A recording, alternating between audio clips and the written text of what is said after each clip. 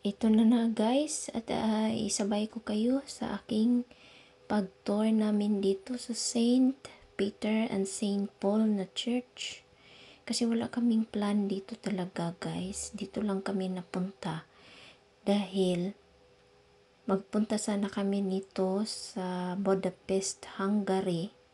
Kaso lang, 3 hours pa man ang biyahe. Samantalang ito is lang siya, nasa 2 hours lang siya. So dito na lang kami pumunta dahil nung nagpunta kami sa Prague noong last 2017, nadaanan namin itong Brno at maganda rin at interesado din ako. Kaya ito na nga guys, diba, tingnan nyo ang mga building niya sa simbahan, oh. Ang ganda, ang tagal siguro nito ginawa. Diba, oh. Brickstone talaga siya. Yung made of old stone. Ito yung, crucifix na gold. Tsaka, may inri sa taas. At saka ito yung sa loob ng simbahan. Tsaka, syempre, while nag-photo taking or nag-video, mag-pray muna kami. Ito yung sa labas.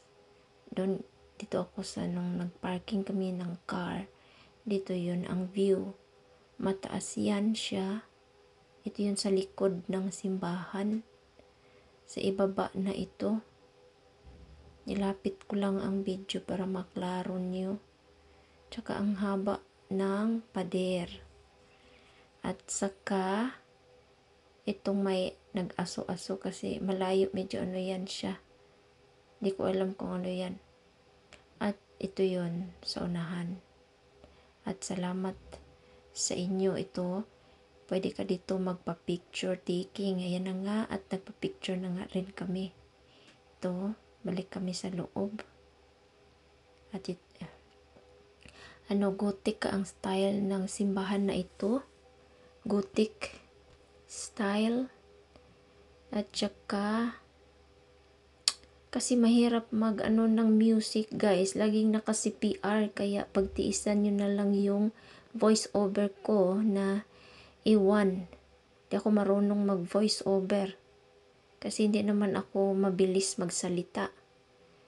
Di katulad sa iba. Ito na nga, picture taking kami sa labas doon sa city. Sa sentro mismo.